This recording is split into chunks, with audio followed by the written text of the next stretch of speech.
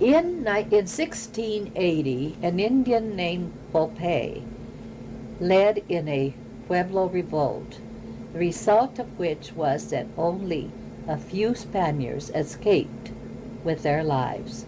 When the Spaniards were gone, the Indians celebrated by burning and destroying official records, burned the churches, and washed baptized Indians with a mole, or soapweed.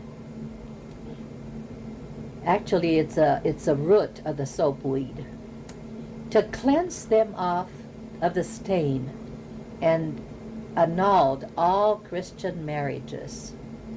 Don Diego de Vargas Zapata Lujan Ponce de Leon returned and raised the royal banner on September 14th, 1692, and after a short skirmish with the Indians, Santa Fe was repossessed in the name of the King of Spain.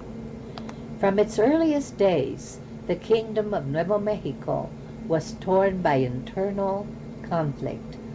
Under the Charter for Colonization, the governor was the most powerful official, the absolute authority in all colonial affairs. Most of the appointed governors were greedy and self-serving instead of caring for the people, and life in Nuevo Mexico was a struggle for survival. Out of that struggle grew a society far stronger and more viable. As early as 1601, Spain was considering whether or not to abandon the effort. At the time Oñate was recalled and a new governor appointed, the Crown had decided to continue the colony, but to ignore it as much as possible. Nuevo Mexico, if it was to survive, would have to do so without support, either financial or moral, because this could not be possible from the distances. The colonists were almost completely cut off from the center of their civilization, from Mexico City, or New Spain. For New Spain, or Mexico City, was many months away. Communication was slow and sporadic at best. The problems created by the lack of communication between Spain and Mexico City were compounded in the cases of Nuevo Mexico. Directives from the Crown were not just months late, but sometimes a year or even more in reaching the colony. New Mexico was a forgotten, frequently ignored part of the colonial system, and therefore they had to act independent, since they rarely had any contact with the outside world. New Mexico lacked other services also. There were no doctors in the colonies, and the women and the women usually tended the sick. This 17th century architecture has been studied in its purity in ruins. They are truly noble ruins in our midst. Those Franciscan padres who had studied and were learned men followed the Lord's calling and his commandment to go unto the ends of the world and teach the gospel to every creature. They had left their homeland and their loved ones to answer the call of God. They came to this new land, this harsh environment where they had to live by ingenuity in order to survive. Not only did they introduce a new religion, but also they taught the care and the breeding of animals. They introduced agriculture as it was known in Europe, how to raise vegetables which they brought with them, fruit trees, and grapevines, as well as rose bushes. The beautiful Rosa de Castilla, the Rose of Castile, still found in many villages of New Mexico. They also taught the natives how to catch and keep running water in ponds and acequias, or ditches, to water the plants. In 1625, a man named Friar Alonso de Benavides was sent as custodio and was the first commissario of the Holy Office. He stayed here for 4 years, traveling extensively, and then personally wrote a report, which he sent back to Spain and presented to the king, asking for more money for missions, which he did get. In his memorial, Benavides named 50 churches, several served by 26 friars. Among them was the first church for non-Indians in Santa Fe, which is on the site of the present cathedral. This written work by Benavides did much to help the missionaries and led more caravans of supplies to be sent out regularly every 2 years. However, regularity of help did not really become a reality until 1631, when Friar Manso took over.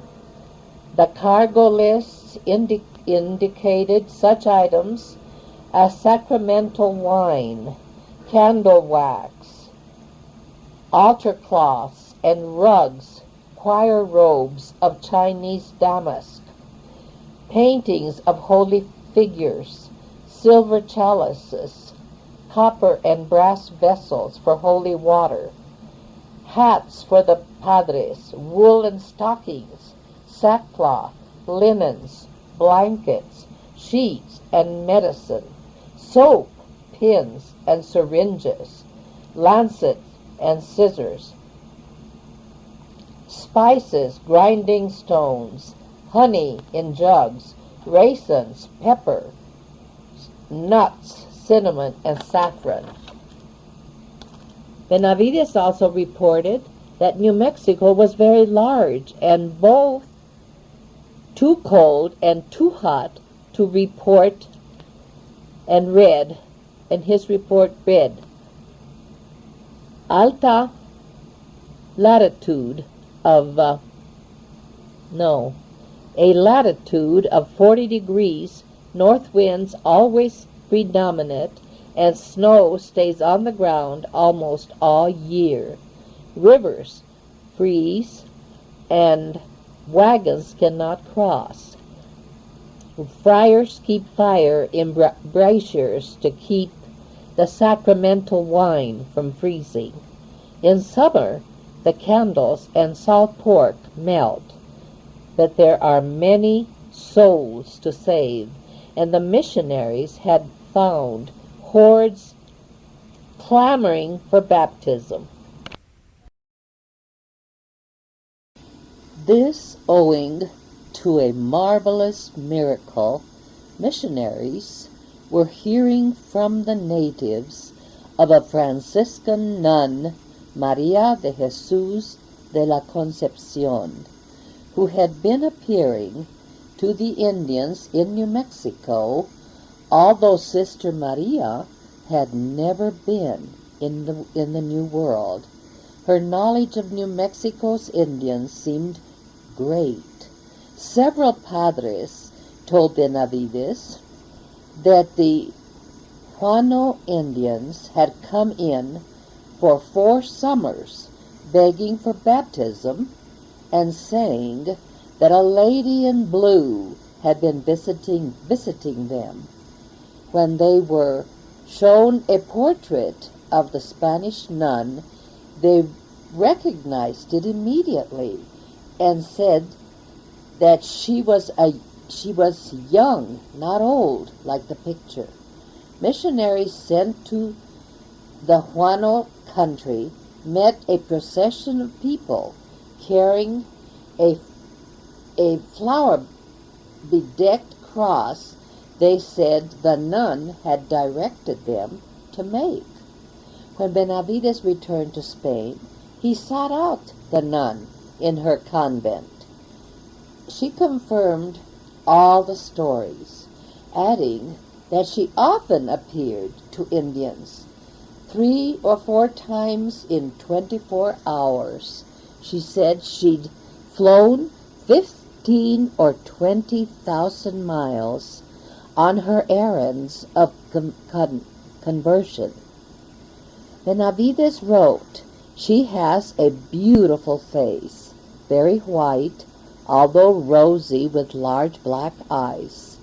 Her habit is the same as ours, coarse gray sackcloth, and with the cord of St. Francis." Later he mentioned that her cloak was blue.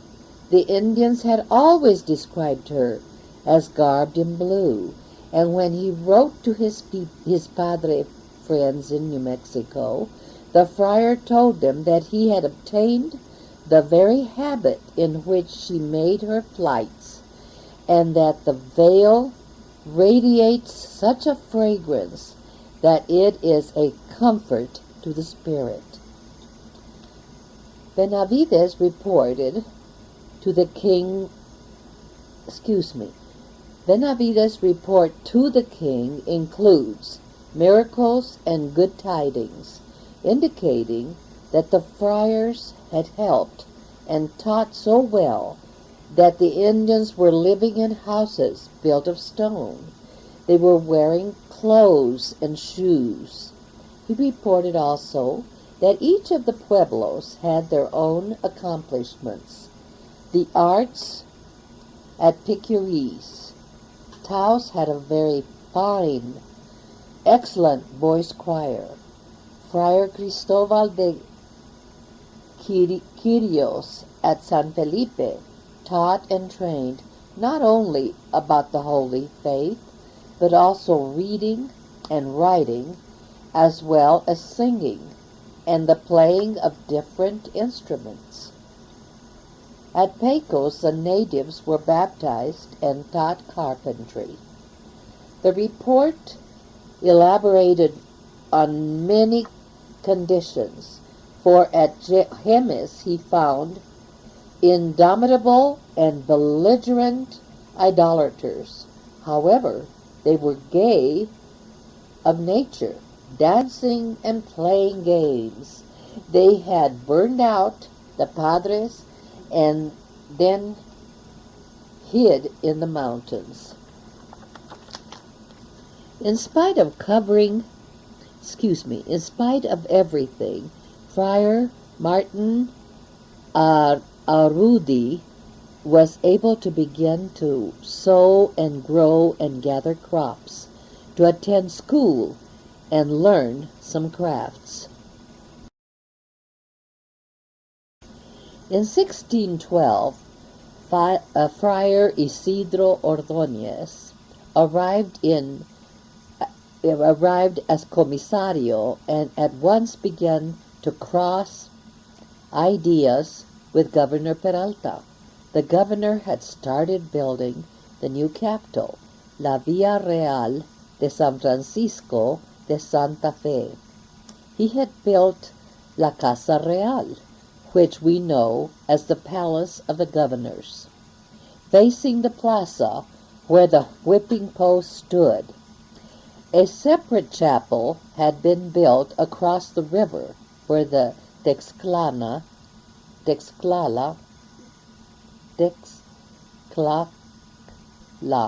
Indians, who had come from Mexico. This chapel was San Miguel, now called the oldest church ever built. But it was not so because it has been destroyed and rebuilt several times. Also, if you will recall, I mentioned before the church that had been erected in 2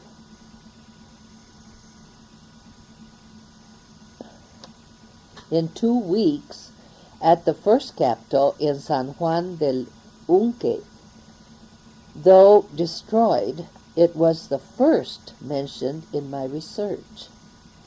Almost instantly, the friar and governor clashed, and there was fierce disagreement, Peralta giving orders and Ordóñez countermanding them, the friars even threatening to excommunicate anyone who disobeyed his commands, even the governor.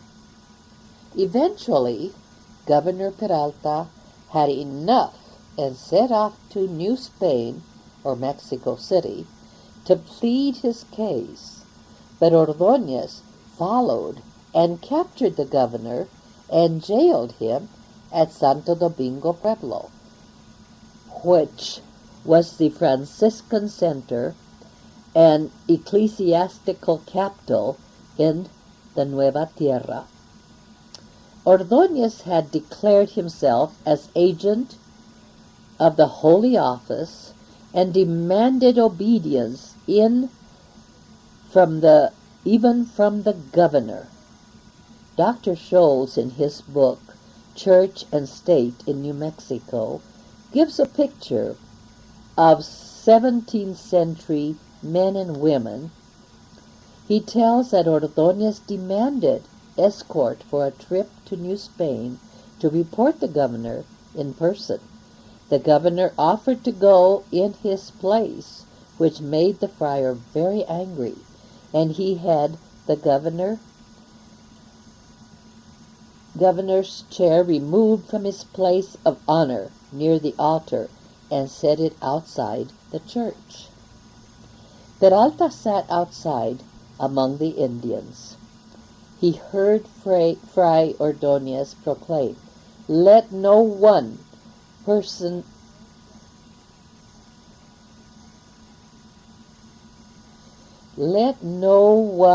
persuade you that I do not have the same power and authority that the Pope in Rome has. I can punish any person who is not obedient to the commandments of the church and mine." That's when Peralta started out to New Spain and was pursued and jailed. Ordóñez, it was determined, was not, as he claimed, an agent of the Holy Office, and in due course was tried by the provincials of his order and was sent back to Rome. There is no record of his trial. The same with Peralta. Residencia records lost. So the judgment of these two powerful antagonists is left to your imagination till further records are discovered, results unknown, history shadowed. These two did set the stage for another 50 years of bitter fighting and disagreements continues with the following successors. To name a few: Governor Ulate, Governor Bernardo López de Mandicibal, and his famous wife, Doña Teresa, who arrived within a beautiful carriage with a bed bedecked in velvet and gilded, and a very beautifully gilded desk, expensive clothes, leather boots, and many, many books. Doña Teresa had lived in Italy, her father a Spanish diplomat. All her finery was in a dramatic contrast with the dirt floors and the leaky roofs at the Casa Real. The governor was also high and mighty, which led to immediate problems and misunderstandings and enemies. Those who would spy on him as well as in their private lives, even unto their bedroom, to the point that it was testified that acts had been seen to prove of their Judaism, such as bathing and washing their hair on Friday. Only Jews would violate the proper Christian rites of Saturday baths. Doña Teresa was accused by servants of reading books of foreign languages and laughing as she read them, another proof of her heresy. Eventually both were cleared of the charges, but the governor died a poor man in the Holy Office prison at Santo Domingo. Before he was cleared, he died. History does not tell us what happened to Doña Teresa or her final ending. She was the first lady who read and owned books in New Mexico, so history tells us. Then came Governor Trevino.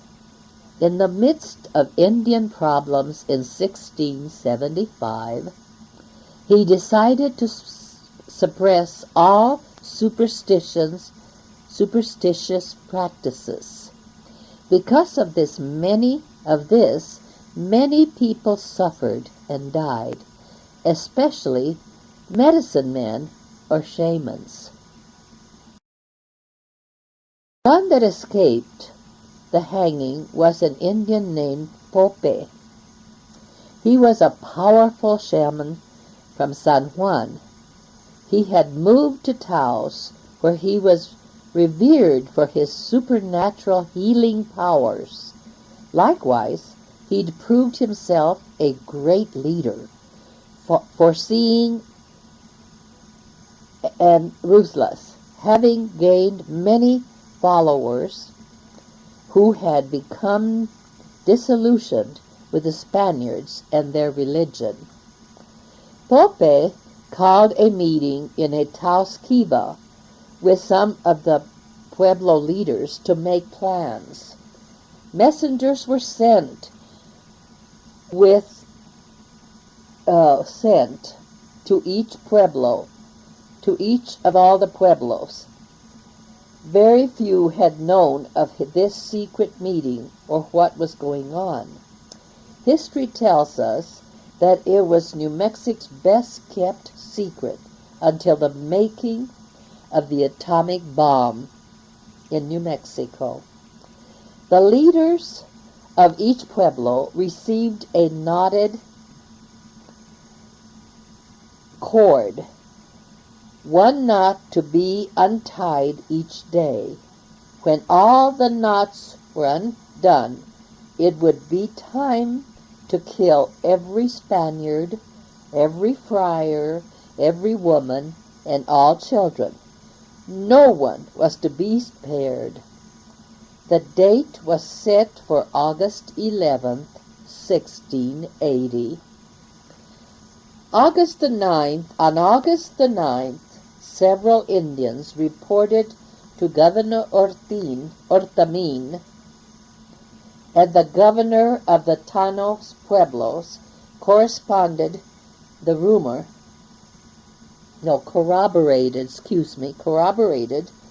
rumor, saying that 2 knots were still to be untied. The governor acted quickly, though he did not know the seriousness of the uprising to come. He sent word to the nearby villages to be alert and to protect the church with a force of men. Meanwhile, Pope moved faster, sending runners over ancient trails, changing the date to be before sunset on August the 10th. The Indians were ready, and they began to kill. A horrible day of slaughter.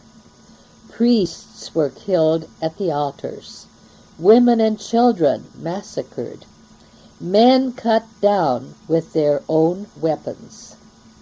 Pompey's clever move was to assure the governor of Santa Fe that all the people in Rio Abajo and along the river had all been killed, and so to make the people from Rio Abajo to think that the governor and all the people in the capital had been killed. Both groups were actually okay, but that deception helped Pompey's plan. The governor's slow reaction in calling the inhabitants at Los Cerrillos, at La Cañada, to come into the villa caused the delay of preparation for the attack. Only about 100 men were able and armed. The people were crowded into and barricaded patios over 1,000 refugees and their animals. An Indian from Galisteo, wrapped in red taffeta, had plundered from the church, taffeta that he had plundered from the church, Juan by name, was called out to the Spaniards to leave peacefully or war. Ortemin chose to stay and fight. That was the governor, Ortemin, chose to stay and fight. The Indians swarmed in from all sides. He fought the Tanos, who destroyed the San Miguel church which had been built for them. As more Indians reinforcements came in from the north, the governor was forced to back into La Casa Real. Somehow they managed to hold the attackers off until the Indians cut off the water supply, which finally caused the Spaniards to finally admit they must leave. They went as far as Isleta Pueblo, where they expected to meet Rio Abajo survivors. Isleta Pueblo had not joined in the revolt, so they gave refuge to the fleeing Spaniards, about 1,500 of them. Alonso Garcia, the lieutenant governor of Rio Abajo, had helped gather the fleeing, horror-stricken people from as far off as Jemez, Santo Domingo, and brought them to Isleta. The governor took time to record 13 pages and notarize statements from his officers and padres. Abeyta met the governor and his people from the villa, and together they marched south. The friars carrying what they could, personal and church items. However, no one could carry very much. They'd been fortunate to escape with their lives, actually. Friar Abeyta, who had been in charge of the mission caravan, met the group just in time to save them from starvation.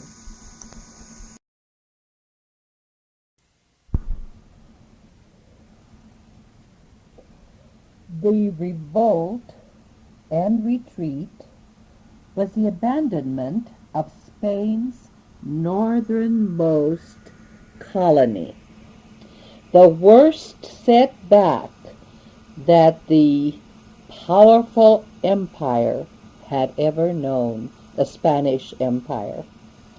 The survivors went on to El Paso, disheartened and worn out.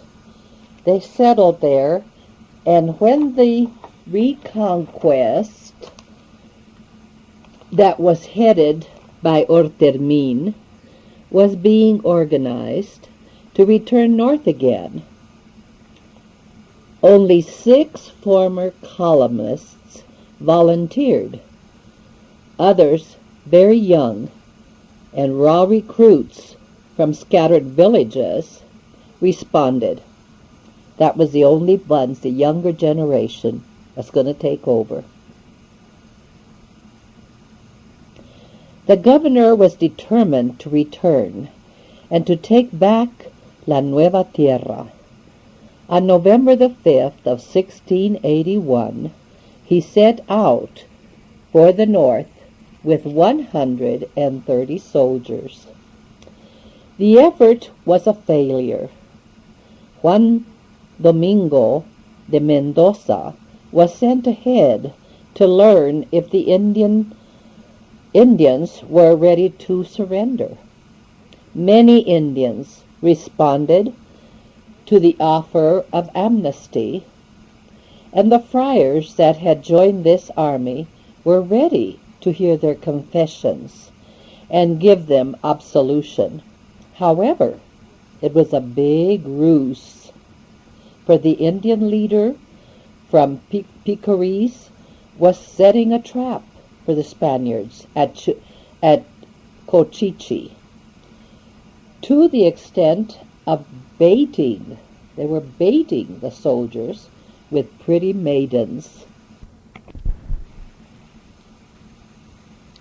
Here again, someone leaked information to Mendoza, who retreated to Isleta, and when Ortermin was bivouacked, where he was holding council of war, and it was December and snowing, and the grass would be scanty for the horses.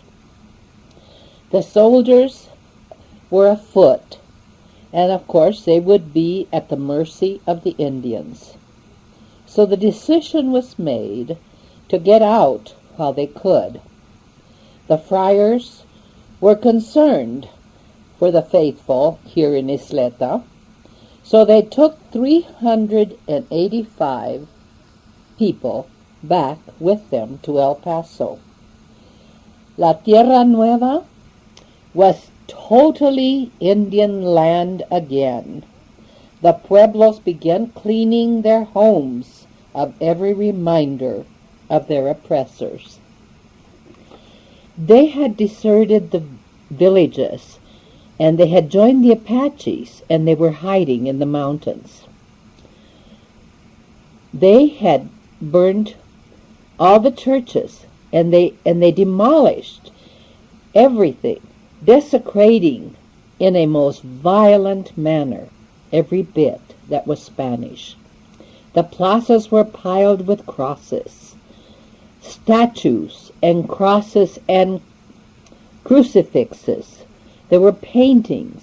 These were all set on fire, destroying everything that was Spanish, everything that was foreign to them. All their own religious regalia, all the Indian regalia, was brought out and displayed. Before leaving, the friars had already reverently burned what they could not take with them, but they were still holy artifacts that could not be carried, or that had to be, or so that they could not be profaned. As the Spaniards retreated, they burned the empty pueblos. By 1682, the Indians seemed to have won. Spain had lost her farthest most colony, La Nueva Tierra. But the Spanish Empire was at that time in history the greatest in the world, as well as the Catholic Church. Though Protestantism had by then invaded Europe, the Catholic religion was still the strongest force of Christendom. The empire, the Spanish Empire, or the church, would not admit defeat in Nueva Tierra. So again, another man was chosen to reconquer La Tierra Nueva. In 1692, Don Diego de Vargas, Zapata y Luján, Ponce de León y Contreras, whom we now call de Vargas. We just address him as de Vargas. He is the man who reconquered La Tierra Nueva. He was an aristocrat born in Madrid and was proved to be a good administrator, a soldier. He was a soldier, and he was deeply religious as well as being very, very rich. Rich enough to reconquer the lost province. In 1691, he was appointed Governor General of Nuevo Mexico, and at once started, he made a swift march up the Rio del Norte, finding deserted pueblos along the way. The people stayed hidden, but actually they were very alert and watching the advancing armored men with flags and crosses. On September the 12th of 1692, de Vargas camped within sight of the Villa Real, which was occupied at the time by the Tano Indians. The army spent the night in prayer, with the friar giving absolution to each one of the men on the expedition. And at dawn they advanced, crossing the Santa Fe River at Agua Fria. They cut off the water, just as the Indians had done to the Spaniards before, in spite of the Indians howling at them from the rooftops. De Vargas offered the natives peace and pardon to all who surrendered. They were now prisoners without any violence. Domingo, the Indian, thought there were fair offers and good intentions, and he encouraged the Tanos to yield. They, however, used their cunning ways and insisted that de Vargas enter the walled enclosure with only the custodio and 6 soldiers, and without any weapons. Then he said, this of course was de Vargas talking, who would not risk himself to serve and secure perpetual glory and an illustrious name? And he did that to secure an illustrious name. Luis Tapatual of San Juan stood firm in dignity and refusing to surrender unless given a welcome suitable to his rank as ruler of all the pueblos. De Vargas agreed, and the Indian came dressed in skins and crowned with a heart-shaped shell. De Vargas greeted him with the formal embrace, and the two exchanged gifts. The Indian then asked on bended knee for help to fight against the Apaches. De Vargas continued offering peace and forgiveness and protection. With these promises, he won them all. He won all the pueblos over, from Taos, Pecos, Jemez to Zuni, Hopi, and then Hopi was then known as Moqui. On December the 16th, a very cold day, the governor general rode into the royal city, Santa Fe, almost at once demanding that the Spaniards must be fed. He ordered the Tanos back to their pueblos in Galisteo, leaving Santa Fe to the conquerors. War ensued, but the Tanos soon surrendered, and 70 were executed, over 400 along with women and children, who were to be servants of the Spaniards. That was the end of the Tanos. Only a few in Santo Domingo still recognize their descent from the Tano. There were many months of warring and conversions. The true conquest was not done until 1696. Again, another governor was imprisoned, tried, and dishonored.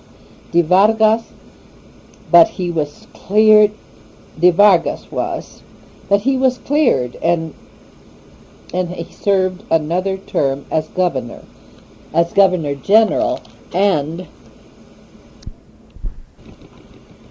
died in Bernalillo in 1707. Later, his body was moved to the parish church in Santa Fe, which eventually became the cathedral. He was best known for the chapel of El Rosario, where it is believed that before the Battle of Santa Fe, he brought out the statue of the Virgin and prayed to her for victory, promising to erect a chapel in her honor. However, Fray Angelico Chavez, a Franciscan poet, painter, World War II veteran and historian, uncovered new evidence that the Conquistadora, Our Lady of Conquest, as she was called, conquest statue, was in Santa Fe long before de Vargas' day, probably brought by Benavides in 1625. In any case, de Vargas did build the chapel of El Rosario on the grounds where his camp had stopped by the river. Every year the Conquistadora is carried from the cathedral to the chapel on a Sunday in June and back again the next Sunday. De Vargas was succeeded by many governors. Only a few left any memorable names or deeds.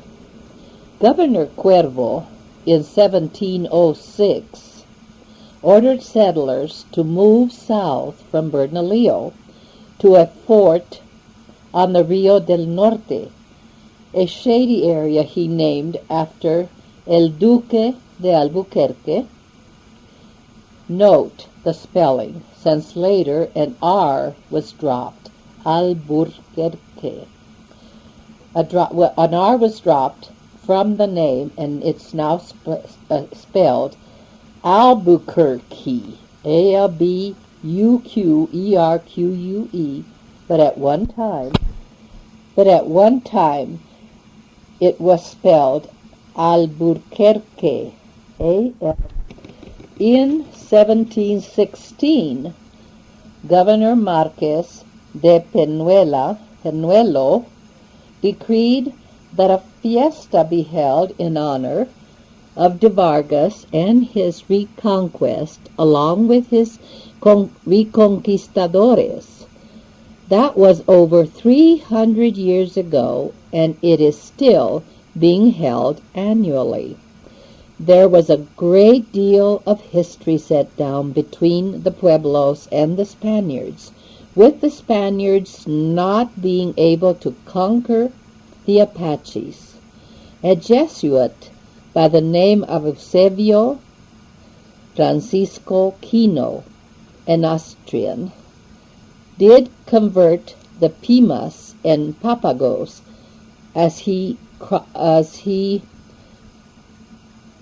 crossed the deserts on foot or on burros. He went as far as the Colorado River. This was to become the western boundaries of New Mexico until 1863, when Arizona became a separate territory. As other countries also began to explore the New World, Spain had to look to her empire's remote boundaries. Spain claimed more than she could control or patrol. Her explorers had covered lands from Florida to California and as far north to the 16th parallel by 1650. She'd gone from Mexico to the Texas Indians, which seemed so remote to be worth settling.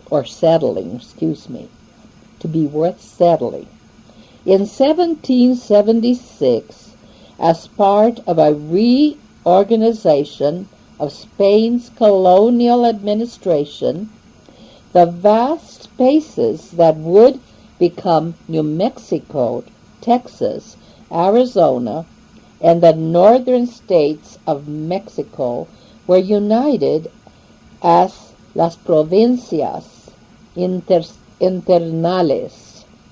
Las provincias internales.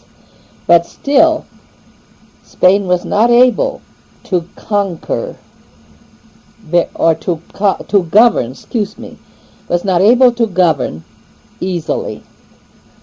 Spain was having a hard time holding her vast empire in the world together.